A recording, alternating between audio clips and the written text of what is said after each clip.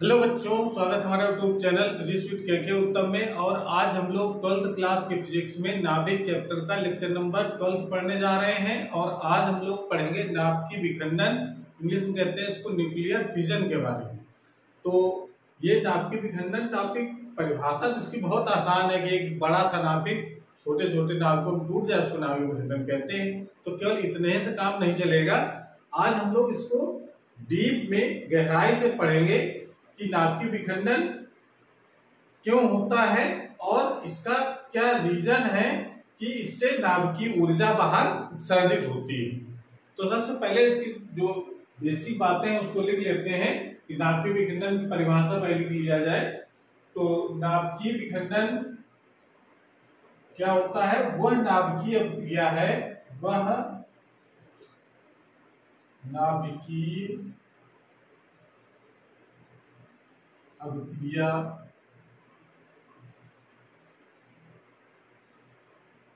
जिसमें एक भारी नाभिक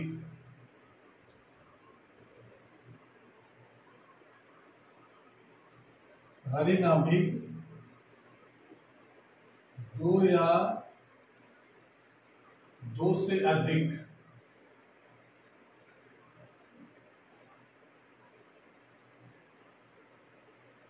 हल्के नाभिकों में टूट जाता है या विखंडित हो जाता है, वो भी लिख सकते हैं, टूट जाता है, होता है, नाभिकीय विखंडन कहलाता है।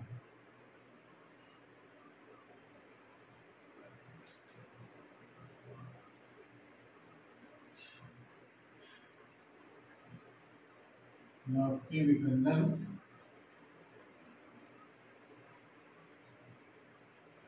कहलाता है, नाभिकीय विखंडन कहते हैं।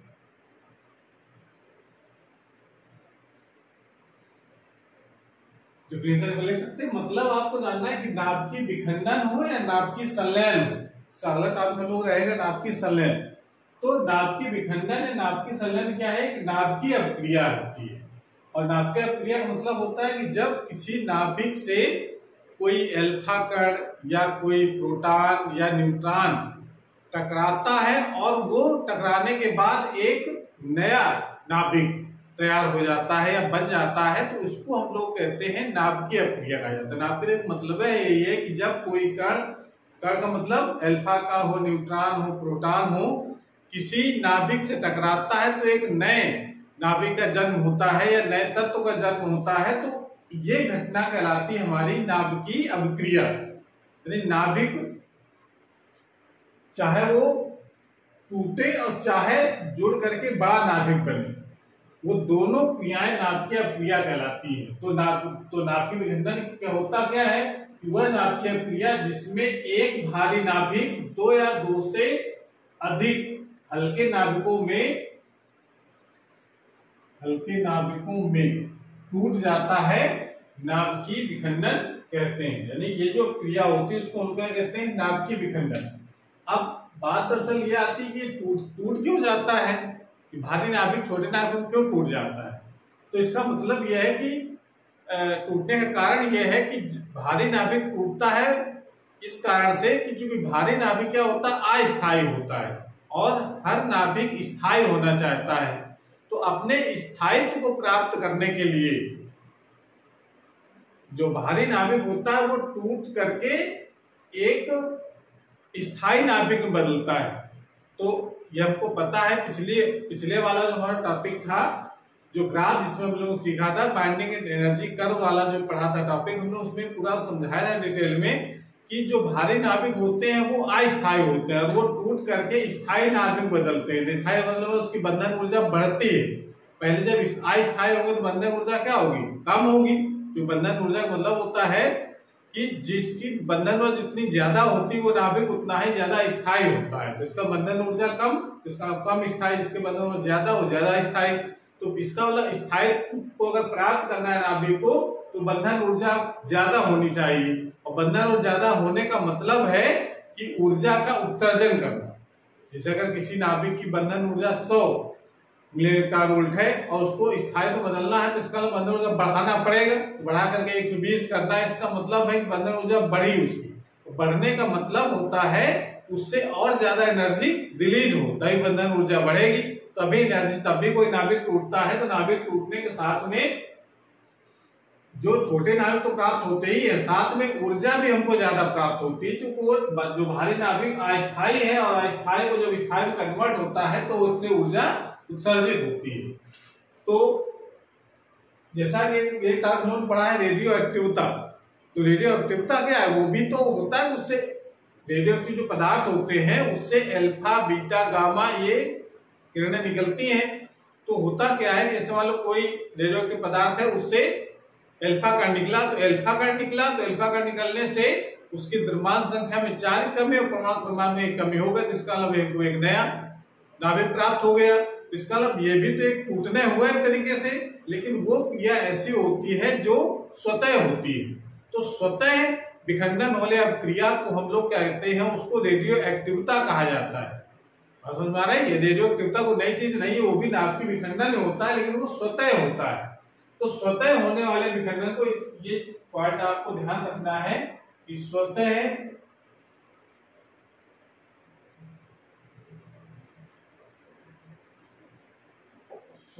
होने वाले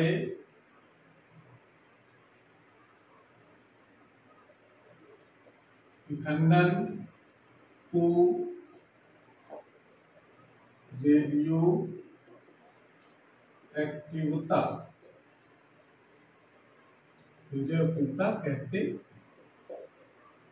ये तो स्वतः होने वाले विखंडन है, इसकी विखंडन दर भी बहुत कम होती है, यानी कह सकते हैं इसकी विखंडन दर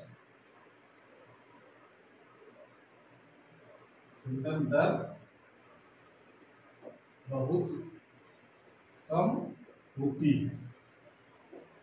लेकिन जो हम लोग आज पढ़ेंगे वो रेडियो एक्टिवता नहीं, उसका टॉपिक तो अलग है। आज हम लोग स्वतः होने वाला नहीं, जिसको विखंडित कराना होता है उस पर हम, जिस नाभिक को तोड़ना होता है उस पर हम अल्फा कण, प्रोटॉन या न्यूट्रॉन की बमबारी करते हैं। अब तीनों कणों में से किसी की बमबारी की जाए, नाभिक टूट जाए, उसको नाभिक विखंडन कहते हैं। लेकिन जो हमारे जो सिलेबस में पढ़ना है वो न्यूट्रॉनों की बमबारी से नाभिक को तोड़ना है, प्रोटॉन से और अल्फा कण वाला टॉपिक नहीं है। तो हम लोग डिटेल में न्यूट्रॉन की बमबारी जब करेंगे किसी नाभिक पर, भारी नाभिक पर, तो टूट जाता है। तो इस घटना को नाभिक विखंडन कहते हैं। जैसे अगर हम एक चित्र के माध्यम से समझते हैं, उसका फिर इक्वेशन भी हम लोग लिखेंगे। जैसे मान लेते हैं हमारे पास कोई भारी नाभिक है, ठीक है, यह भारी नाभिक होगा, मान लेते हैं यूरेनियम 235।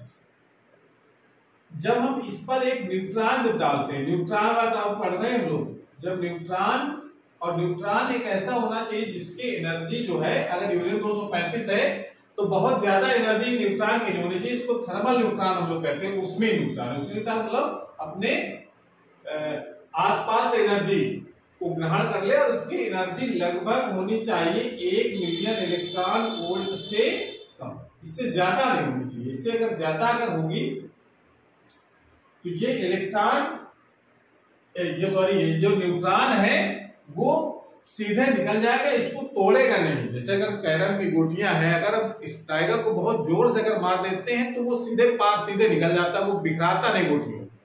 अगर हम इतनी जोर से नहीं मारना है कि वो सीधे चला जाए, वो तोड़े उसको, उसमें अपनी एनर्जी को डिस्ट्रीब्यूट करे उसमें।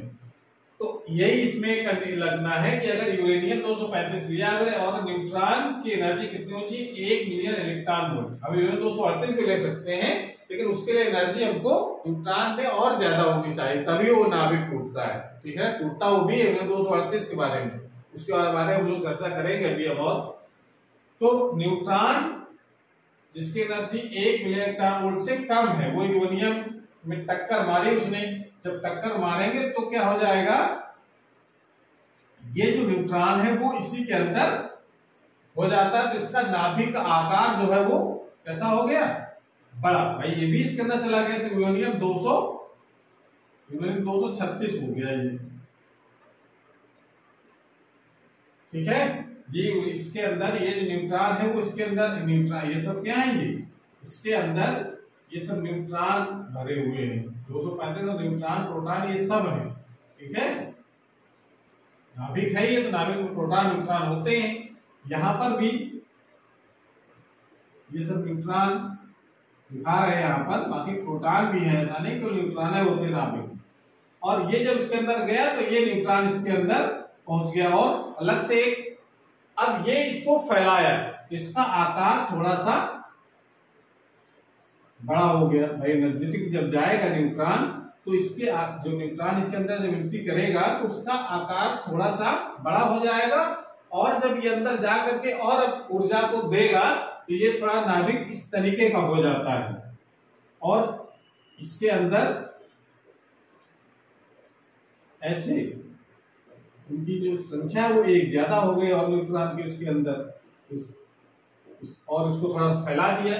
पहले बात, और जब एनर्जी ये देगा चारों तरफ तो इसका आकार कुछ इस तरीके का हो जाता है, ऐसा कुछ दिखना है, मतलब इसको थोड़ा सा इस तरीके से बना दिया, ऐसे कुछ न्यूट्रॉन एक तरफ हो गए, कुछ न्यूट्रॉन एक तरफ हो गए और थोड़े बहुत बीच में भी रहे, ऐसे कुछ आकार ऐसा हो गए। उसके बाद फिर ये थोड़ी देर बाद क्या होगा, अब न्यूट्रॉन जो अंदर गया था वो सब इससे मिक्स हो गया, ठीक है ना। आप नहीं पहचान पाओ कौन सा न्यूट्रॉन हमने अंदर भेजा था, और ये फिर दो पार्टों में टूट जाता है, ऐसे यहां से इस टाइप से टूट गया, ऐसे दो पार्ट इसके हो गए। कुछ न्यूट्रॉन इधर इस वाले पार्ट में आ गए और ये लगभग इक्वल पार्ट में टूट, लगभग इक्वल, एकदम इक्वल नहीं, एक छोटा बड़ा हो सकता है, ठीक है ना। इस तरीके से पार्ट टूट गए। अब इसका मतलब ऐसा नहीं कि जितने इलेक्ट्रॉन अंदर से दो भागों में बट गए, कुछ बाहर भी छिटक करके आ जाते हैं, 2-3 इलेक्ट्रॉन बाहर भी आ जाते हैं, इलेक्ट्रॉन सॉरी न्यूट्रॉन। जो न्यूट्रॉन इसके अंदर आए थे वो थोड़ा छिटक करके बाहर भी निकल आए, तो ये न्यूट्रॉन बाहर निकलने वाले हो गए। तभी जब नाभिक टूटता है तो उससे कुछ इलेक्ट्रॉन बाहर भी आ जाते हैं, 2, 3, 4 ऐसे भी इलेक्ट्रॉन आते हैं। तो ऐसे इस तरीके से नाभिक टूट जाता है दो पार्टों में, दो या दो से अधिक पार्टों में टूटता है, लेकिन ज्यादातर नाभिक के ज्यादातर दो पार्ट होते हैं और न्यूट्रॉनों की संख्या भी 3 ही लगभग रहती है, 3 से ज्यादा होती है। ऐसे नहीं हम कह सकते हैं केवल 3 इलेक्ट्रॉन निकलते हैं, किसी में 2 भी निकलते हैं, किसी में 3 निकलते हैं, किसी में 4 निकलते हैं, लेकिन 3 निकलने वाली संख्या ज्यादा होती है। और दूसरी बात, वैसे हम लोग जो पढ़ते चले आ रहे हैं उसमें केवल दिखाया जाता है यूरेनियम जब टूटता है तो बेरियम और क्रिप्टन बनते हैं, पर ऐसा है नहीं। इसके अलावा और भी कम से कम ऐसे 20 तत्व बनते हैं जिनके 100 आइसोटोप्स हैं, जिनके 100 ऐसे आइसोटोप्स बनते हैं जो ये नाभिक टूटने के बाद बन सकते हैं। लेकिन सबसे ज्यादा संभावना है, ये देखा गया एक्सपेरिमेंट जब तोड़ा गया तो सबसे ज्यादा बार बेरियम और क्रिप्टॉन बने। इस कारण से हम लोग डिटेल में बेरियम क्रिप्टॉन का एग्जांपल लेकर के पढ़ेंगे कि नाभिक टूटता है तो बेरियम और क्रिप्टॉन का ही एग्जांपल शामिल करेंगे हम लोग। बाकी और क्या संभावना है ये भी हम लोग दिखाएंगे कि क्या क्या और हो सकता है, ठीक है। तो ये ऐसे नाभिक के टूट जाता है, जरा ये तो इससे एक जनरल समझने के लिए था कि ऐसे इसके दो पार्ट होगा, न्यूट्रॉन बाहर निकल आए और साथ में ऊर्जा भी बाहर निकलती है, जिसको लोग नाभ की ऊर्जा कहते हैं। तो अगर इसका इक्वेशन लिखते हैं हम लोग, ठीक है, इसको इक्वेशन हम लोग लिख लें। तो एग्जाम में इक्वेशन ही लिखना है आपको।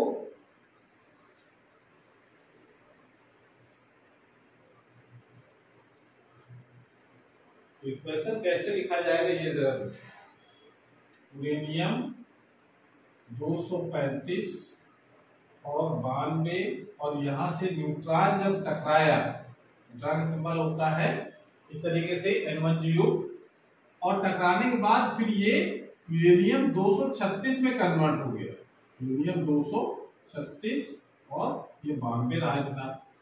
एक्चुअल विखंडन यूरेनियम 236 का होता है, यूरेनियम भी अस्थायी है और नाभिक पहुंच इसमें न्यूट्रॉन जब पहुंच गया तो नाभिक और बड़ा हो गया तो और अस्थायी हो गया, तो यूरेनियम 236 का ही विखंडन होगा और ये विखंडित होकर के बनता है बेरियम और क्रिप्टन, और साथ में 3 न्यूट्रॉन भी बाहर निकलते हैं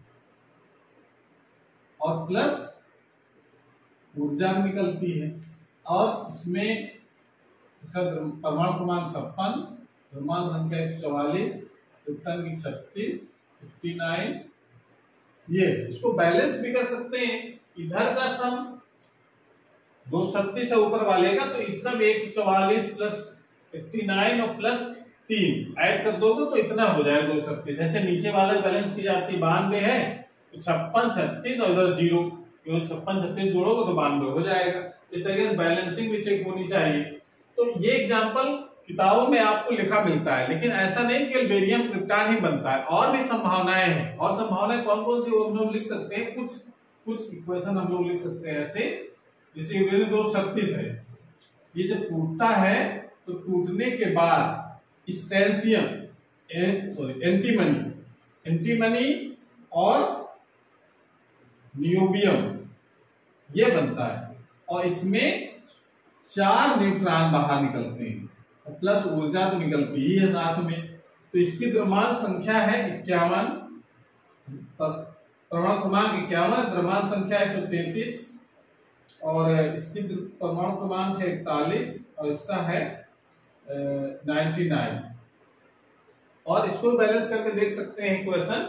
तो इस तरीके से ये भी पॉसिबल है कि ये एंटीमनी और नियोबियम में भी टूट जाता है, उसमें 4 न्यूट्रॉन बाहर निकलते हैं।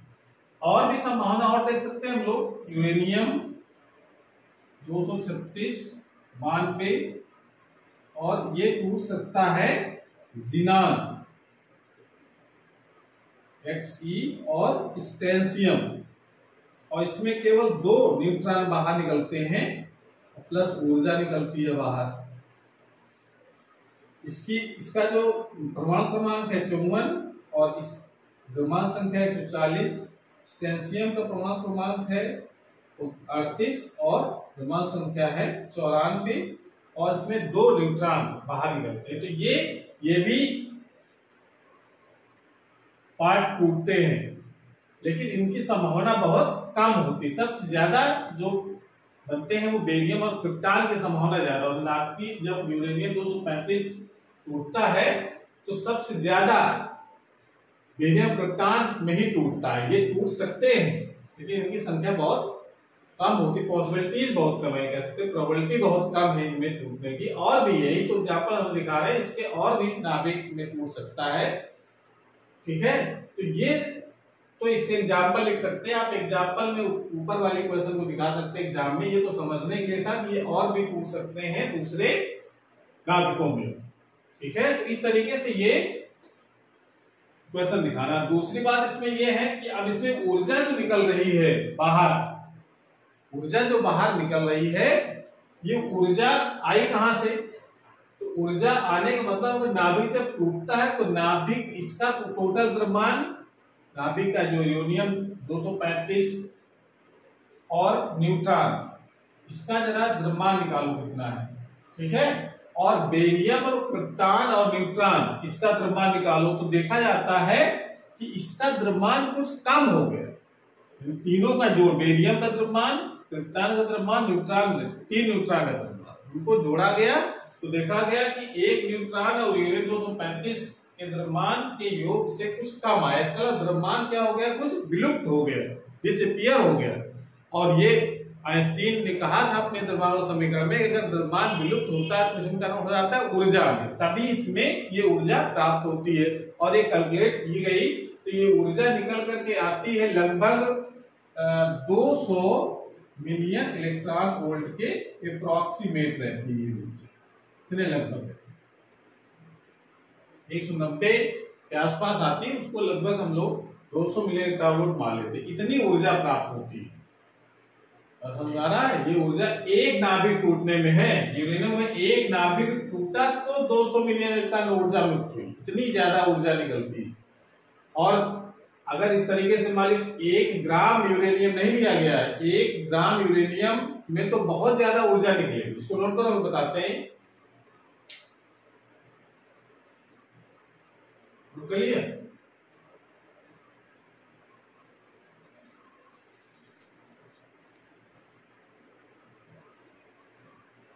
समझो, एक यूरेनियम का जो नाभिक होता है, यूरेनियम 235 का नंबर ले रहे हैं, एक यूरेनियम नाभिक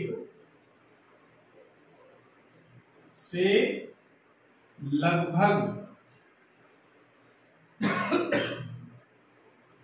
लगभग 200 मिलियन इलेक्ट्रॉन वोल्ट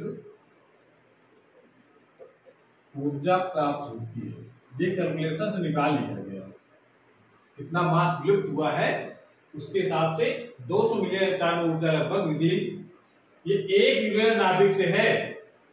अगर 1 ग्राम अगर लें तो ऊर्जा बहुत हो जाती है। अगर 1 ग्राम अगर यूरेनियम लेते हैं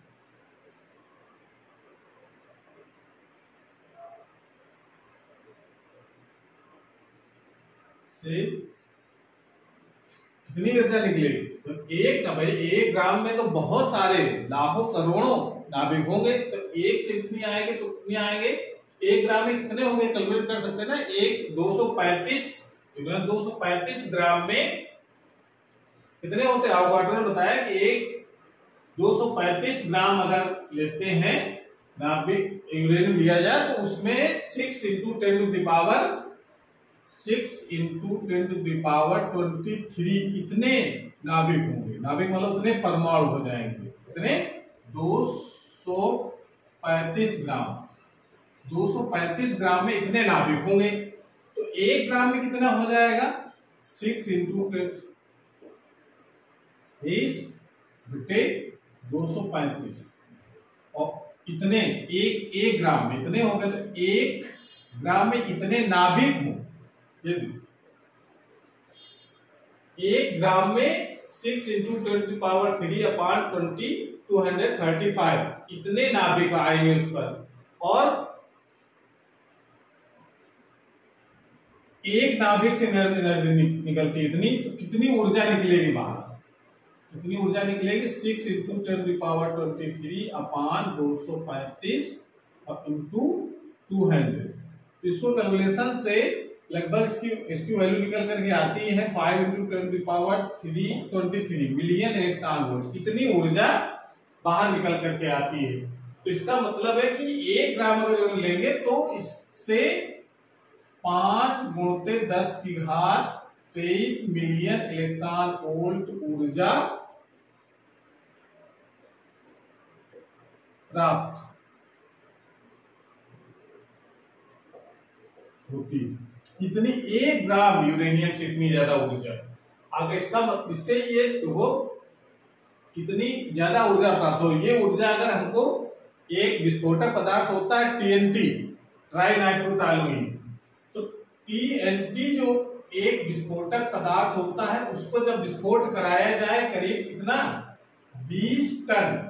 20 टन अगर TNT कराया जाए तो TNT से तब इतनी ऊर्जा मिलती है 5 × 10⁻23 मिलियन इलेक्ट्रॉन वोल्ट। अब ये समझ लो,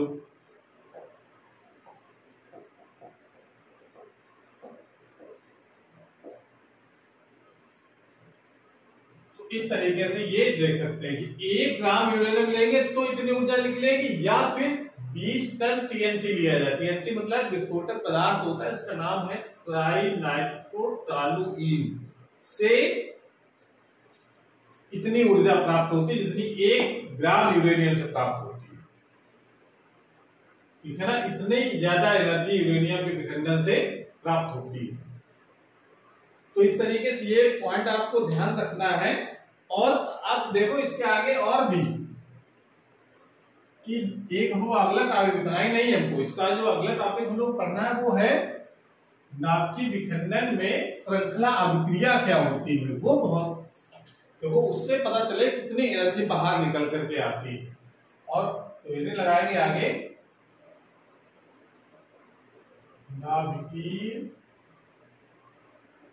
विखंडन नाभिक विखंडन में श्रृंखला अभिक्रिया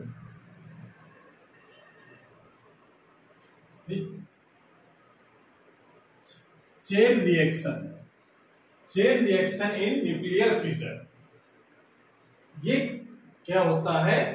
तो देखिए इसका मतलब यहां पर यह कि अभी हम लोगों ने पढ़ा है कि जब एक नाभिक टूटता है यूरेनियम का तो उससे 3 न्यूट्रॉन निकलते हैं। तो जब हम कोई यूरेनियम का टुकड़ा लेंगे, कोई एक नाभिक तो लिया नहीं जाएगा, नाभिक तो बहुत छोटा होता है। जब टुकड़ा लेंगे यूरेनियम का तो उसमें तो बहुत नाभिक होंगे। ऐसा नहीं कि एक नाभिक लिया उसको तोड़ दिया बस एनर्जी निकले। तो अगर एक नाभिक अगर ले लोगे तोड़ोगे तो उससे 200 मिलियन इलेक्ट्रॉन ऊर्जा निकलेगी। तो कोई पदार्थ लेंगे तो उसमें तो लाखों करोड़ों नाभिक होंगे। तो वो भी नाभिक उसी क्रम में टूटते जाते हैं। तो किस तरीके से टूटते हैं ये जरा मैं चित्र के माध्यम से समझ लें, उसकी भाषा भी हम लोग लिख लेंगे। यहां पर ये न्यूट्रॉन ये टकरा रहा है यूरेनियम के एक नाभिक से। तो अभी हम लोग देखा यूरेनियम जब टूटता है तो बेरियम और क्रिप्टॉन, ये हम मान चलेंगे। बेरियम क्रिप्टॉन वाला एग्जांपल हम लोग आगे बढ़ाएंगे। बेरियम और क्रिप्टॉन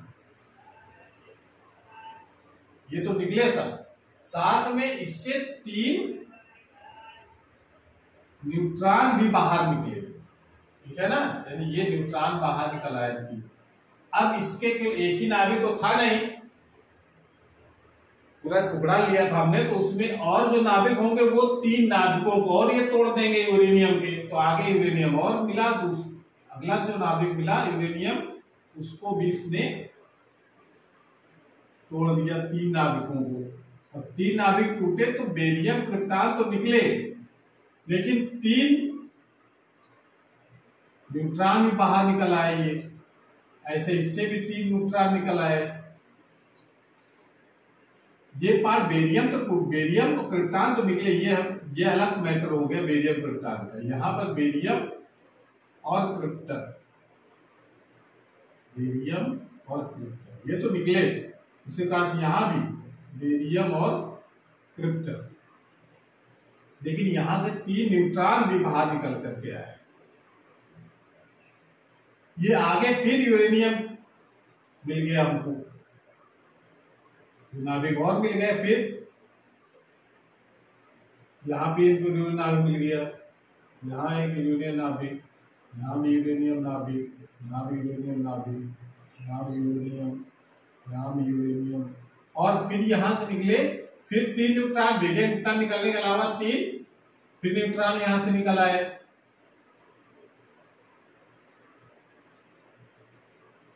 इस तरीके से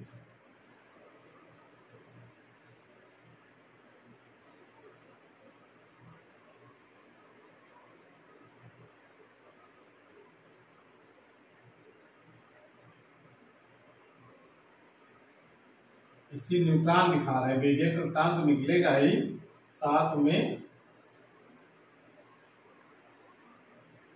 ये ऐसे फिर आगे नाभिक मिलेंगे उनको और तोड़ देंगे। ये एक श्रृंखला बिल्कुल एक बन जाती है टूटने की। और तब तक ये क्रिया होती है जब तक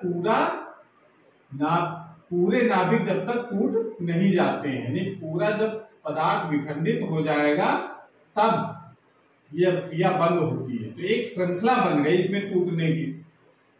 एक के बाद पहले एक नाभिक टूटा, यानी एक नाभिक को हमने तोड़ा तो उससे 3 न्यूट्रॉन बाहर आए। फिर वो 3 नाभिक को तोड़ेंगे तो 3 करके 9 न्यूट्रॉन यहां से निकल आए बाहर, 3 यहां से, 3 यहां से, 3 यहां से। उसके बाद फिर यहां से 1 से 3 निकले, फिर 1 से 3 निकले, ऐसे करके 27 निकल आए। ऐसे 27 के 81 निकलेंगे, फिर निकल उसके और आगे 243 निकलेंगे। तो ये क्रम जारी रहता है। तो इससे बहुत ज्यादा एनर्जी बाहर रिलीज होती है। तो एक नाभिक टूटने से जब 200 मिलियन इलेक्ट्रॉन वोल्ट, फिर 3 नाभिक टूटे तो 200 गुणित 3, फिर 9 नाभिक टूटे तो 200 गुणित 9, ऐसे करके ये मल्टीपल के रूप में 200 के मल्टीपल में एनर्जी बहुत तेजी से बढ़ती है। और ये कोई 2-4 घंटे में नहीं क्रिया होती, ये समझो ये जो विखंडन होता है ये माइक्रोसेकंड, मिली माइक्रोसेकंड में होता है। इतनी तेजी से विखंडन होकर के और बहुत ज्यादा एनर्जी उत्पन्न होती है, और ये एनर्जी अगर इसको ये समझ इतनी ज्यादा एनर्जी होती है, इसका कोई यूज नहीं हो पाता है इस विखंडन का। और ये एक तरीके समझो कि एक विध्वंस के रूप में इस एनर्जी का यूज होता है। बम बनाना हो, कोई परमाणु बम बनाना हो, तो ये इस तरीके की घटना यूज की जाती है। तो नाभिक की जो विखंडन की जो घटना है वो परमाणु बम में होती है। लगातार एनर्जी लगातार विखंडन होता रहे, उससे एनर्जी लगातार निकलती रहे, ठीक है ना। और एनर्जी इतनी ज्यादा हो जाती है कि वो केवल एक विध्वंस का रूप ले लेती है। तो अब जरा इसको किस तरीके से, अगर ये तो अनकंट्रोल्ड हो गया, कोई कंट्रोल नहीं, एक बार विखंडन शुरू हो गया तो होता रहा, लेकिन अगर कंट्रोल कर लिया जाए तो इस ऊर्जा का यूज हम कर सकते हैं अपने लाभदायक कार्यों में। तो इस जो आपकी विखंडन श्रृंखला क्रिया होती है ये दो प्रकार की होती है। तो पहले जरा हम लोग इसकी परिभाषा एग्जाम में अगर आ जाए कि नाभिक विखंडन में श्रृंखला क्रिया क्या होती है तो उसकी डिफिनीशन क्या लिखेंगे, पहले तो ये हो गया। तो इसको हम लिख सकते हैं इस तरीके से, इसकी डिफिनीशन, जब यूरेनियम, सिंपल के रूप में लिखते हैं, जब यूरेनियम का एक नाभिक टूटता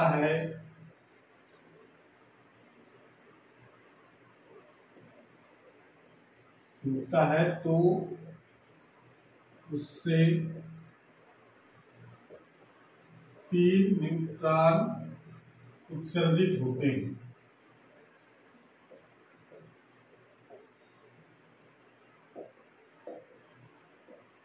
ये 3 न्यूट्रॉन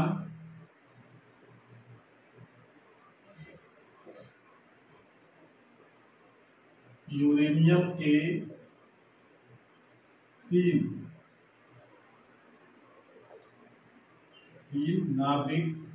3 नाभिकों का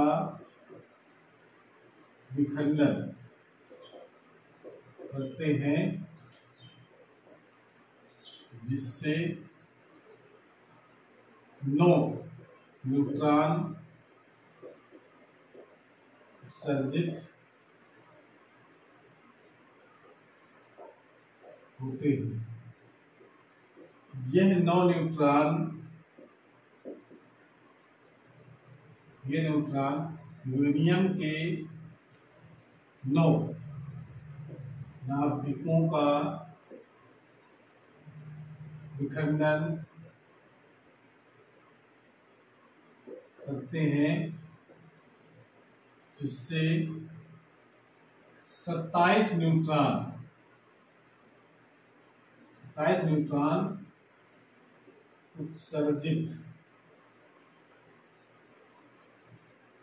उत्सर्जित होते हैं। ऐसी ये क्रम जारी रहता है। यूरेनियम 235 से एक नाभिक टूटा तो उससे 3 न्यूट्रॉन निकले।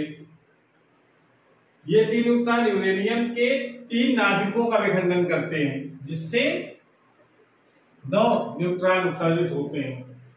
ये 9 न्यूट्रॉन यूरेनियम के 9 नाभिकों का विखंडन करते हैं, जिससे 27 न्यूट्रॉन उत्सर्जित होते हैं। इस प्रकार नाभिकीय विखंडन की एक श्रृंखला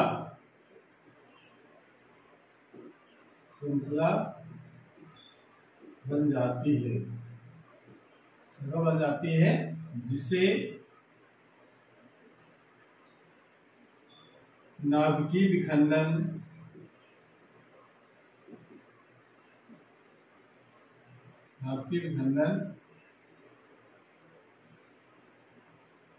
की श्रृंखला अभिक्रिया कहते हैं। तो नाभिकीय विखंडन कि श्रृंखला क्रिया के बारे में अगर लिखना है तो आप इतना लिख सकते हो, ये चित्र बनाया जा सकता है उसमें एग्जाम में, ठीक है। दो डेफिनेशन। उसके बाद फिर नाभिकीय विखंडन की जो श्रृंखला क्रिया दो प्रकार की होती है, उसको नोट कर लो।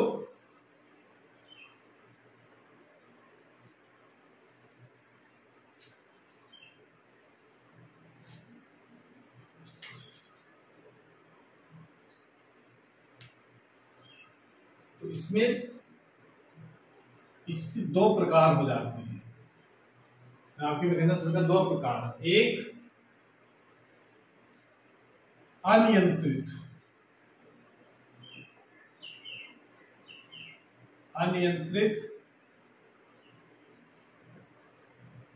श्रृंखला अभिक्रिया और दूसरी होती है नियंत्रित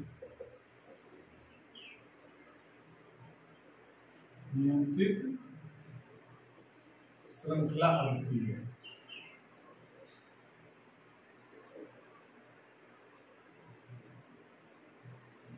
तो दो प्रकार की इनको पढ़नी है इसमें, नियंत्रित और अनियंत्रित।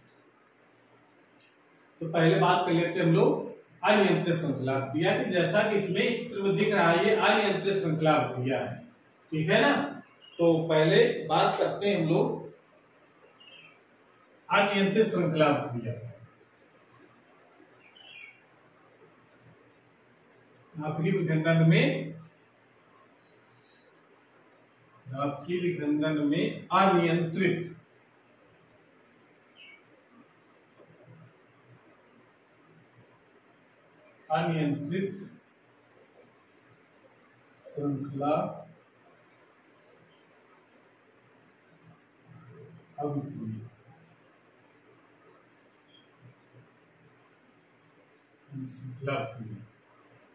तो अनियंत्रित वाले में तो आपको ये डायग्राम भी इस तरीके से बना लेना है, ठीक है ना। इसके बारे में क्या लिखना है, तो इसके बारे में हम लोग लिख सकते हैं,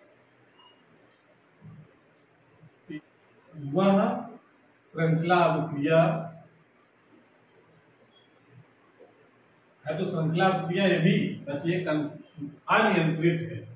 तो वह श्रृंखला अभिक्रिया जिसमें उत्सर्जित न्यूट्रॉनों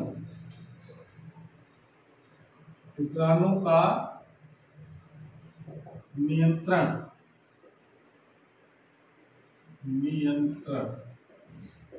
न किया जाए,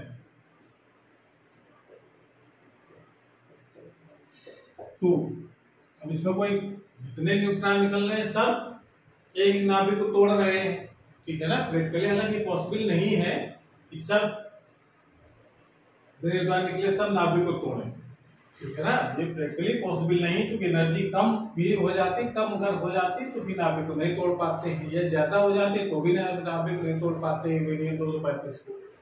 तो क्या दिक्कतें हैं श्रृंखला क्रिया में, ये भी हम लोग जानेंगे कि नाभिकीय क्रिया में क्या कठिनाई उसको कैसे दूर किया गया। लेकिन एक आदर्श जो श्रृंखला क्रिया है उसमें तो यही मान के चलेंगे जितने न्यूट्रॉन निकल रहे सब एक नाभिक को तोड़ रहे हैं। तो अगर न्यूट्रॉनों को नियंत्रित ना किया जाए, जितने न्यूट्रॉन निकले सब एक एक नाभिक को तोड़े, तो ऐसे तो सब पूरे नाभिक बहुत जल्दी टूट जाएंगे। तो इसमें लिख सकते हैं कि वो श्रृंखला क्रिया जिसमें उत्सर्जित न्यूट्रॉनों का नियंत्रण न किया जाए, तो अति सूक्ष्म समय में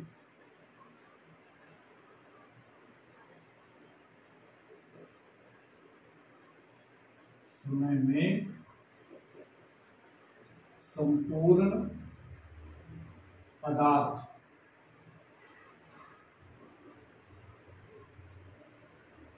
विखंडित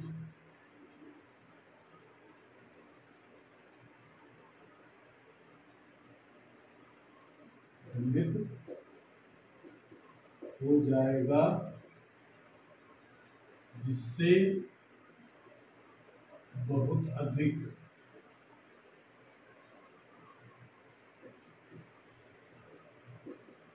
ऊर्जा उत्सर्जित बहुत अधिक ऊर्जा उत्सर्जित होती है। अनियंत्रित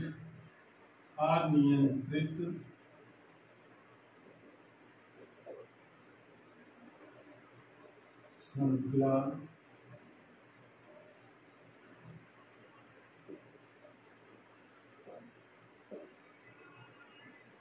अभिक्रिया कहलाती है। ये इतनी बात आप देख सकते हैं, वो श्रृंखला क्रिया जिसमें उत्सर्जित न्यूट्रॉनों का नियंत्रण न किया जाए तो अति सूक्ष्म समय में, यानी बहुत कम माइक्रो सेकंड लगता है पूरे पदार्थ विखंडित होने में। अति सूक्ष्म समय में संपूर्ण पदार्थ विखंडित हो जाएगा, जिससे जिससे जिससे बहुत अधिक ऊर्जा उत्सर्जित होती है, अनियंत्रित श्रृंखला क्रिया कहलाती है। अब ये क्रिया होती कहाँ है? परमाणु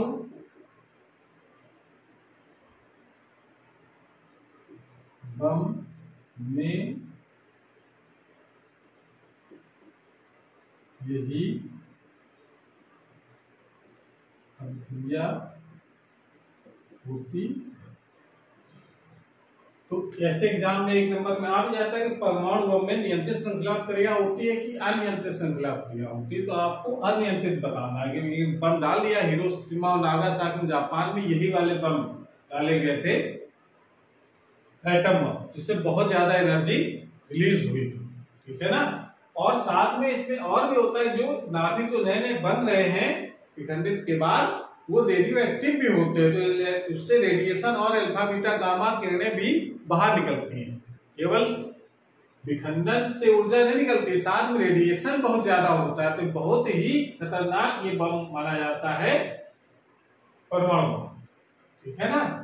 तो ये बात, इसमें इतनी बात लिख सकते हैं। और ये चित्र बनाया जा सकता है कि अनियंत्रित होगा, जितने न्यूट्रॉन निकल रहे हैं वो सब नाभिक को तोड़ने में लगे। अगर नियंत्रित करना है तो क्या करना पड़ेगा?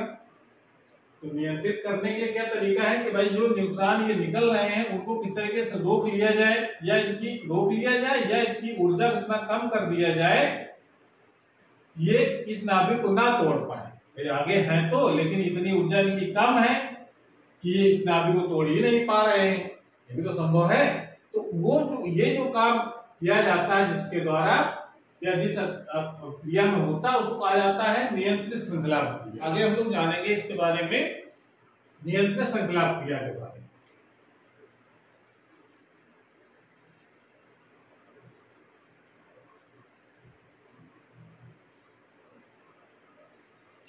अब ये जो अभी हमने बताया कि अगर न्यूट्रॉन को न जाने दिया जाए, इसको बात करते हैं जो नियंत्रित श्रृंखला क्रिया।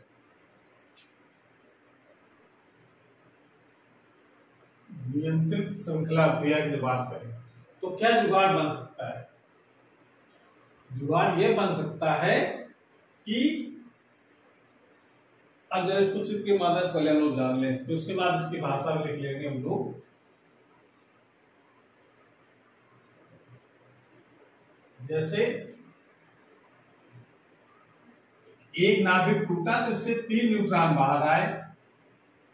अब 3 न्यूट्रॉन ये जो बाहर निकले 3, अब 3 में से 2 को रोक लिया जाए या इनकी ऊर्जा को कम कर दिया जाए। तो ये काम कौन करता है? ये काम करता है मंदक।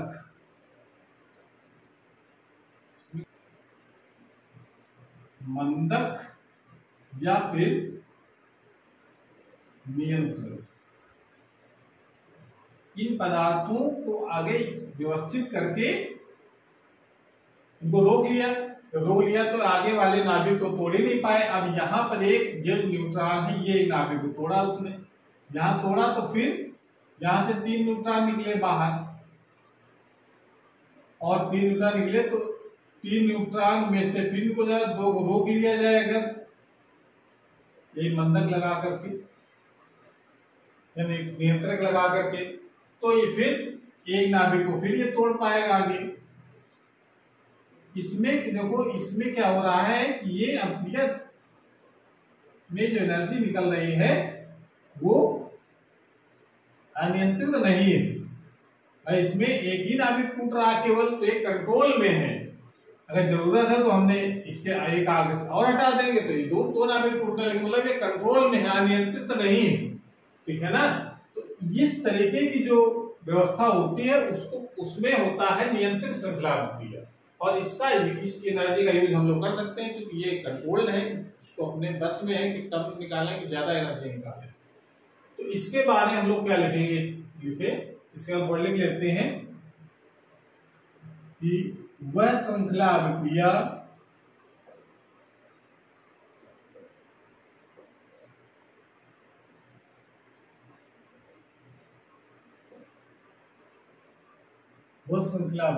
जिसमें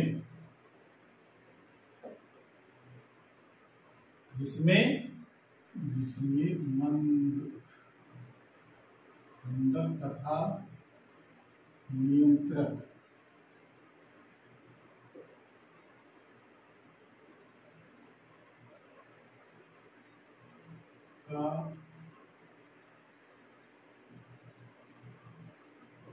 के द्वारा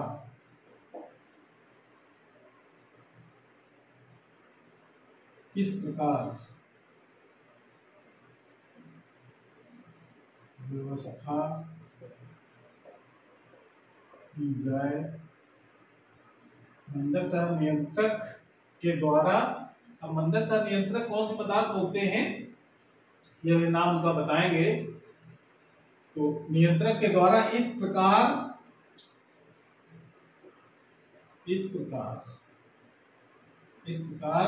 व्यवस्था की जाए कि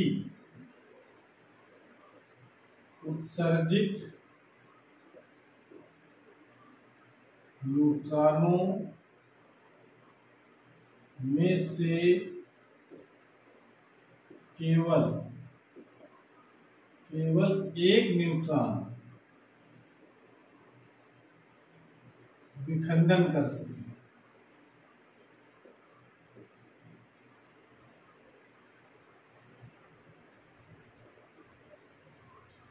ये होना चाहिए इसमें कि ऐसी व्यवस्था करें, आगे मतलब व्यवस्था की जाए कि जिससे ये जो रोक जो लगाई है हमने वो किसके द्वारा लगाई गई है, मंदक या नियंत्रक। तो मंदक कौन से पदार्थ होते हैं इसके द्वारा व्यवस्था हो सकती है ये। मंदक एग्जाम्पल आप याद रखना है, मंदक का मतलब होता है या तो बाहरी जल,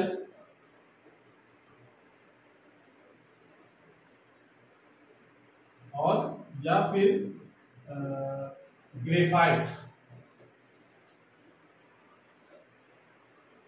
और जो नियंत्रक जो पदार्थ होते हैं दोनों में अंतर भी है, जैसे पदार्थ नहीं होते। नियंत्रक मतलब कैडमियम,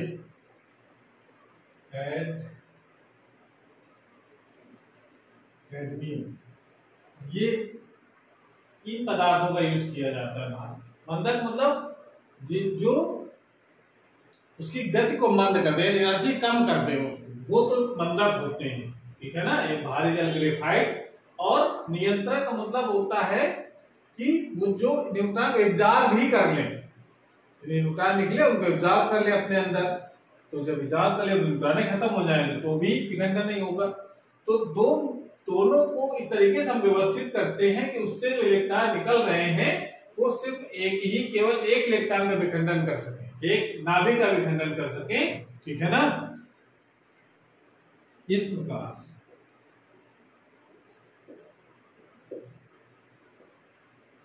यह अभिक्रिया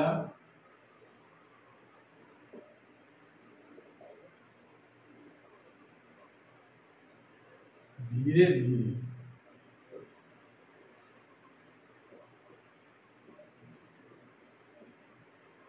होती है, बहुत तेजी से नहीं होती। तो एकदम जैसे अनियंत्रित में हो रही थी, नियंत्रित है मतलब इस प्रकार से प्रक्रिया कैसे होगी, धीरे धीरे होती है।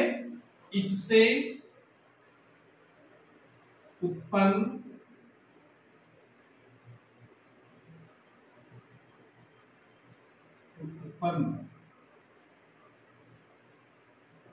ऊर्जा का उपयोग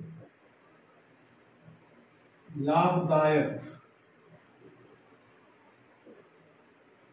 कार्यों में किया जाता है, कार्यों में किया जाता है, जो कहाँ पर होगा, उस इंस्ट्रूमेंट का नाम है नाभिकीय रिएक्टर। नाभिकीय रिएक्टर या इसको लिखा जाता है परमाणु भट्ठी। परमाणु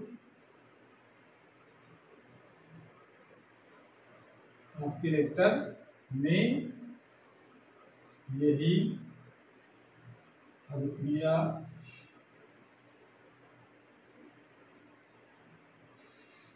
होती।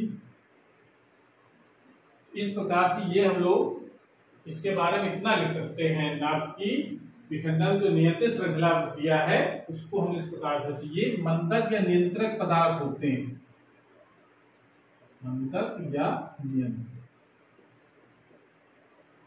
जैसे यहाँ पर भी मंदक या नियंत्रक लगे होते हैं।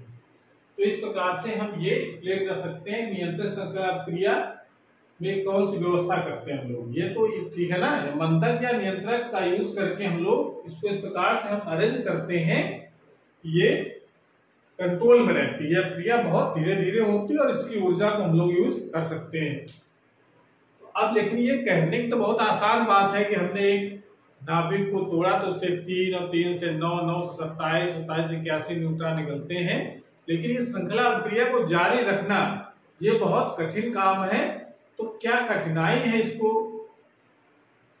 आपकी श्रृंखला प्रक्रिया को बनाए रखने के लिए, और उसको कैसे भी दूर किया गया, ये भी बहुत मोस्ट इम्पोर्टेंट टॉपिक है। तो आगे नहीं लगाएंगे कि नाभिकीय विखंडन में जो श्रृंखला प्रक्रिया होती है उसमें क्या कठिनाइयां हैं, इसको नोट कर लो।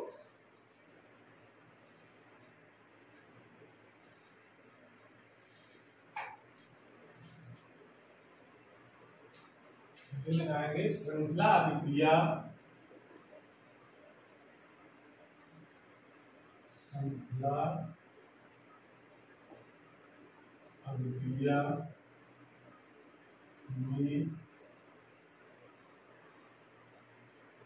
में कठिनाइयां।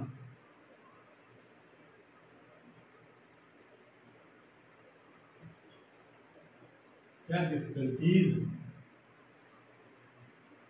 Chain reaction, difficulties in chain reaction. तो पहले कमी तो देखो ये दिखाई पड़ रही है हमको यहाँ पर कि जो प्राकृतिक यूरेनियम जो होता है, प्राकृतिक यूरेनियम में 99.3% यूरेनियम 238 होता है, तथा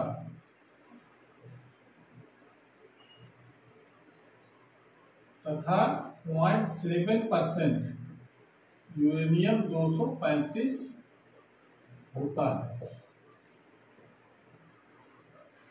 अब इससे कठिनाई वाली, अब यहाँ तो कठिनाई समझ में नहीं आएगी कि भाई अगर काम अगर होता है तो हम विखंडन इसका कराया जाए 238 का, तो 238 का विखंडन कराया जा सकता है। अब ये विखंडन हो सकता है इसका, लेकिन मात्रा ज्यादा तो भाई इसी को विखंडन कराया जाए, ये बहुत कम है, बहुत कम तो इतने कम है कि 1000 अगर किलो अगर हम यूरेनियम लेंगे नेचुरल, तो उसमें केवल 7 किलो यूरेनियम 235 निकलेगा और 993 ये केवल निकल पाएगा हमारा 238।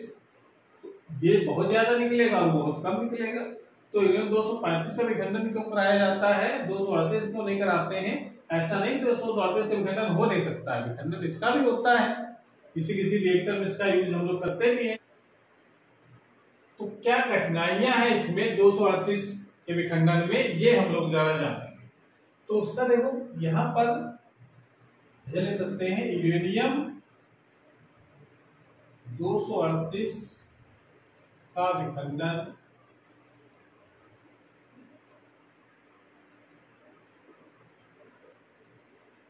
1 मिलियन इलेक्ट्रॉन वोल्ट से अधिक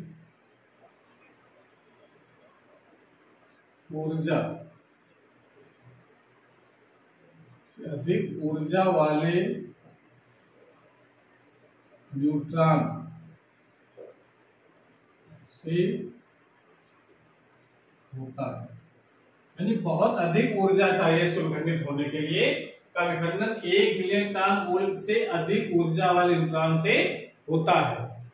अब एनर्जी ज्यादा चाहिए और इससे कम वाले क्या करता है ये, इससे कम ऊर्जा वाले न्यूट्रॉन को अवशोषित कर लेता है, अवशोषित कर लेता है। ये और एक समस्या है। इन्हें तो विखंडन तो कराया जाए, लेकिन कोई एक बहुत ज्यादा एनर्जी का न्यूट्रॉन चाहिए और ये एनर्जी प्राप्त करना बहुत कठिन काम है। अगर प्राप्त भी कर ले तो मान लो हमने इसको विखंडन कराया, विखंडन कराने से जो इलेक्ट्रॉन निकलेंगे वो कम ऊर्जा के निकलते हैं। कम ऊर्जा के निकलेंगे तो वो जो दूसरे नाभिक होंगे उसको एब्जॉर्ब कर लेंगे, उससे विखंडन नहीं होगा। तो ये एक समस्या इसमें है श्रृंखला अभिक्रिया कराने में। इलेक्ट्रॉन को अवशोषित कर लेता है, जबकि अब आगे जबकि यूरेनियम 235 1 मिलियन इलेक्ट्रॉन वोल्ट से कम न्यूट्रॉन, कम ऊर्जा वाले न्यूट्रॉन से विखंडित होता है।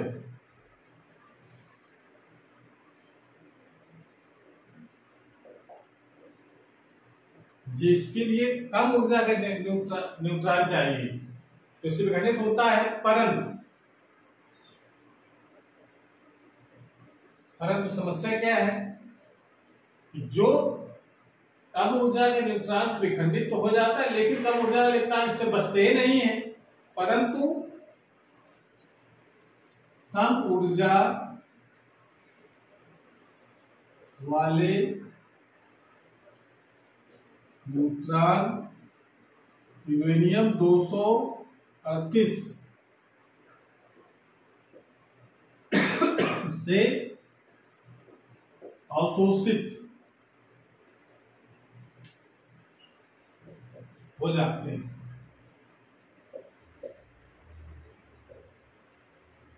अब जो इससे न्यूट्रॉन, जो कम ऊर्जा के न्यूट्रॉन है, अगर उसको डाले जाएंगे, प्राकृतिक यूरेनियम की बात हो रही है, प्राकृतिक यूरेनियम अगर लिया जाए तो उसमें ये इसके लिए अधिक ऊर्जा के इलेक्ट्रॉन चाहिए, तो बहुत अधिक ऊर्जा के न्यूट्रॉन चाहिए।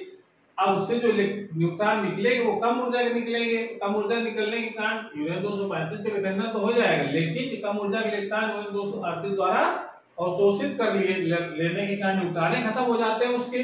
तो इस कारण से प्राकृतिक यूरेनियम में श्रृंखला अभिक्रिया संभव नहीं हो पाती। इस प्रकार प्राकृतिक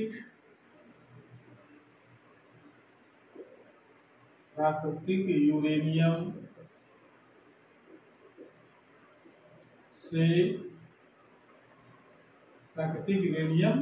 में श्रृंखला अभिक्रिया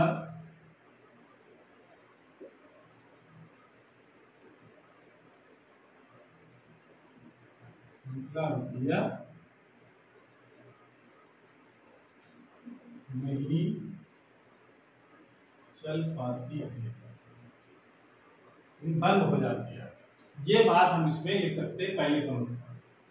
238 का विखंडन 1 मिलियन टन वोल्ट से अधिक ऊर्जा न्यूट्रॉन से होता है, ठीक है ना। अब ज्यादा ऊर्जा के इलेक्ट्रॉन चाहिए, ज्यादा ऊर्जा का न्यूट्रॉन चाहिए, सॉरी इलेक्ट्रॉन निकल आता है उससे। अब उसके बाद इससे कम ऊर्जा वाली, इससे कम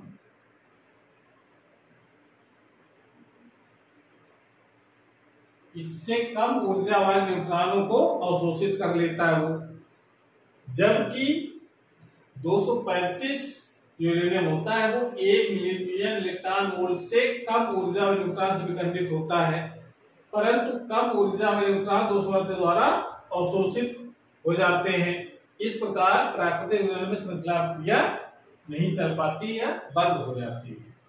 ये एक समस्या है। अब इसको कैसे दूर किया जाएगा इस समस्या को, ये हम लोग बाद में पढ़ेंगे। और एक समस्या तो ये दिखती है, ये एक जरा समस्या और है, उसको जरा देख लिया जाए दूसरे नंबर में, इसको नोट कर लो, उसके बाद फिर दूसरा नंबर देखते हैं। नोट कर लिए? दूसरी जो समस्या है वो जरा देखो। इसकी दूसरी समस्या क्या है? दूसरी समस्या इसकी ये है कि अगर हम इस तरीके से यूरेनियम 235 को अलग कर लें उससे, जो अलग करते भी हैं, अभी इसको निवारण कैसे किया जाए हम बताएंगे। तो अगर हम 235 को अलग कर लें भी 235, लेकिन अगर उसका साइज, पदार्थ का अगर टुकड़ा लेना है यूरेनियम पदार्थ का, तो उसका उस निश्चित साइज का होना चाहिए। अगर वो निश्चित साइज से कम अगर है तो न्यूट्रॉन उसको पार करके निकल जाते हैं, और निकल जाएंगे तो न्यूट्रॉन जब बाहर निकल जाएंगे तो विखंडन फिर बंद हो जाएगा। तो ये भी एक समस्या है। तो इसमें आप ये लिख सकते हैं यूरेनियम 235 यूरेनियम पदार्थ 235 पदार्थ का आकार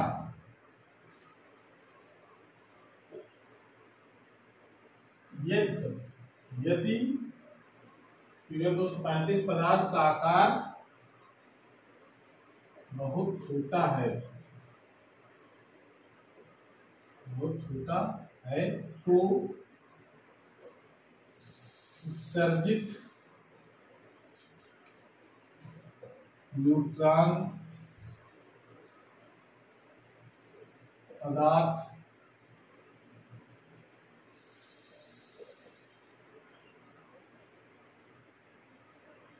को पार कर जाते हैं, जिससे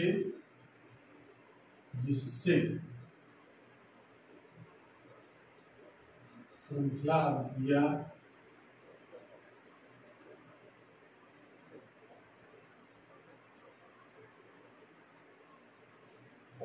बंद हो जाती है। ये भी एक समस्या है। ऐसा नहीं किसी भी साइज का पदार्थ का टुकड़ा ले लें और एक विखंडन जारी रखें, ये भी संभव नहीं है। अगर बहुत छोटा है तो टक्कर मारी उसने नाभिक को, पता उसके पार निकल गया पदार्थ से, तो फिर विखंडन नहीं हो पाएगा। तो ये भी एक समस्या है इसमें, यानी कठिनाई है ये श्रृंखला क्रिया को बनाए रखने के लिए। यदि 235 पदार्थ का आकार बहुत छोटा है तो उत्सर्जित जो न्यूट्रॉन है वो पदार्थ को पार कर जाते हैं, जिससे श्रृंखला क्रिया बंद हो जाती है। तो ये दो समस्याएं प्रमुख हैं। तो इनको कैसे इस समस्या से कैसे बचा जाए, तो जरा इसका निवारण देख लो। जरा कठिनाइयों का निवारण लगाएंगे। कठिनाइयों का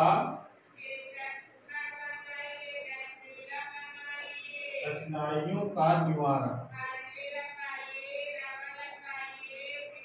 कठिनाइयों का निवारण कैसे किया जाएगा? तो सबसे पहला जो समस्या थी हमारी, पहली समस्या क्या हमने बताई कि जब यूरेनियम 238 और यूरेनियम 235 ये इनका जो रेशियो है इनमें बहुत अंतर है।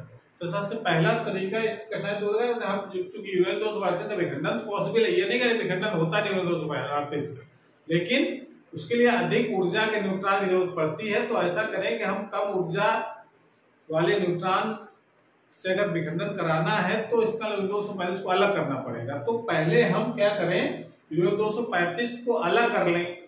तो ये एक तरीका है श्रृंखला बनाए रखने के लिए कि प्राकृतिक यूरेनियम से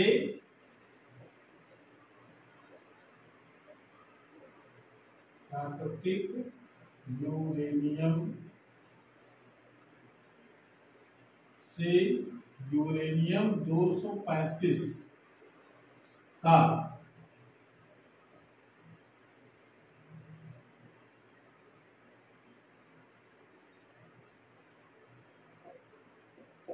द्वारा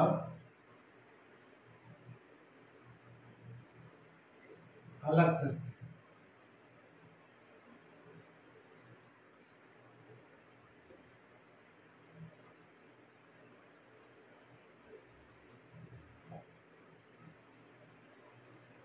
ये एक समस्या का निवारण हो सकता है कि प्राकृतिक ऊर्जा 235 का विस्तारण के द्वारा अलग कर लिया जाए,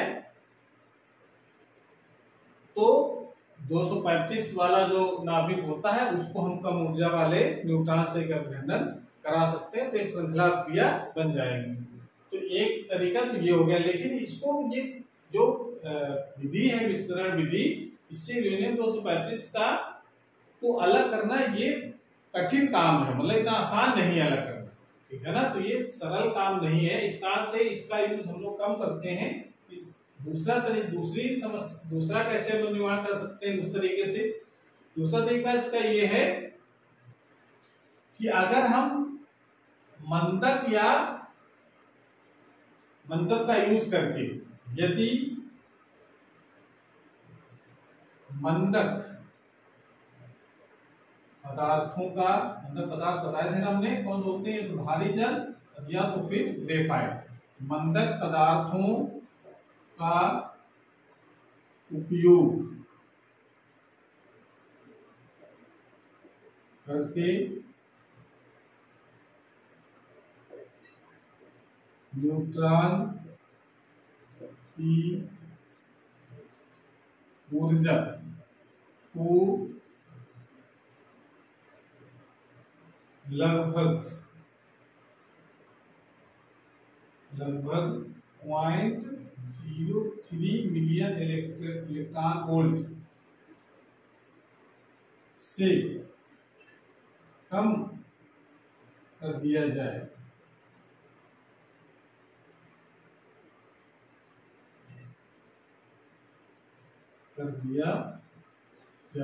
तो अब इससे फायदा का, अगर मान पंद्रह का यूज करके हम इतनी ऊर्जा कम कर दें न्यूट्रॉन की, जो सेल्फ न्यूट्रॉन है, करके न्यूट्रॉन की ऊर्जा को लगभग 0.03 से कम कर दिया जाए, तो यूरेनियम 238 द्वारा अवशोषित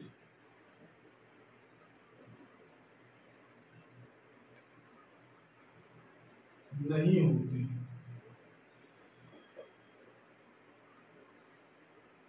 अगर ये अवशोषित नहीं होंगे तो, अगर यूरेनियम द्वारा अवशोषित नहीं होंगे तो यूरेनियम 235 का विखंडन जारी रहेगा। प्राकृतिक यूरेनियम की बात हो रही है, दोनों जो निवारण किए गए हैं ये पहले और दूसरे, वो प्राकृतिक यूरेनियम का यूज कैसे करते हैं, कैसे मतलब क्या व्यवस्था की जाए जिससे ये श्रृंखला क्रिया जारी रहे। तो पहला तो तरीका है कि अगर हम यूरेनियम 235 का अलग ही कर लें, एकदम अलग कर लें, तो नाभिक विखंडन जारी रहेगा। और अगर ये चूंकि इसमें इसको अलग करना बहुत कठिन काम है, इस कारण से अगर हम ये न करके फिर दूसरी व्यवस्था अगर कर लेते हैं कि यदि मंदक पदार्थों का उपयोग करके न्यूट्रॉन की ऊर्जा को लगभग 0.03 मिलियन इलेक्ट्रॉन वोल्ट से कम कर दिया जाए, तो यूरेनियम 235 अवशोषित नहीं होते। जब अवशोषित नहीं होंगे तो श्रृंखला क्रिया फिर 235 का जो विखंडन है वो होता रहता है, श्रृंखला क्रिया हमारी चलती रहती है।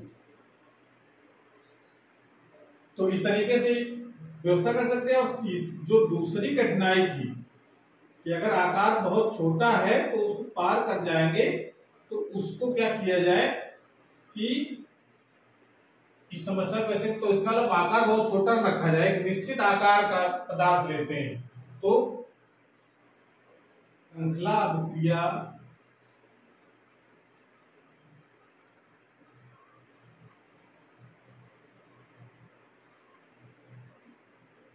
को चलाने के लिए यूरेनियम 235 का आकार साइज।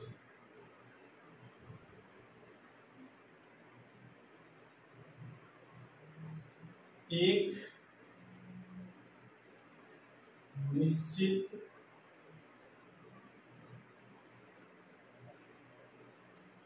साइज से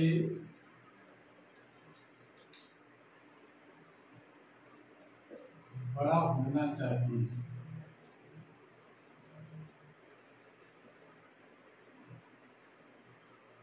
जिसे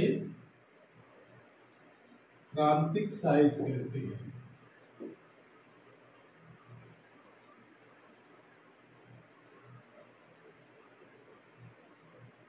श्रृंखला क्रिया को बनाए रखने के लिए यूरेनियम का आकार एक निश्चित मान से अधिक होना चाहिए।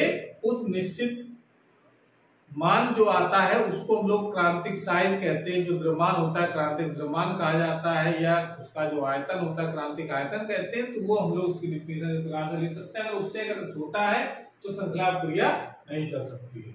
तो इस प्रकार से हम लोगों ने आज नाभिकीय विखंडन के बारे में पूरा डिटेल में पढ़ लिया है कि नाभिकीय विखंडन क्या होता है, उससे ऊर्जा क्यों निकलती है, श्रृंखला क्रिया क्या होती है, उसमें क्या कठिनाइयां हैं, उसका निवारण हम किस प्रकार से करते हैं। तो आज का टॉपिक हमारे पास समाप्त होता है। अगर ये वीडियो अच्छा लगा हो तो उसको लाइक करें, अपने दोस्तों को शेयर करें, और चैनल अभी तक सब्सक्राइब नहीं किया तो चैनल को सब्सक्राइब करें, जिससे नए वीडियो अपलोड हो उसकी नोटिफिकेशन आपके पास सबसे पहले पहुंच जाए। ट्राई करते रहिए। Thank you.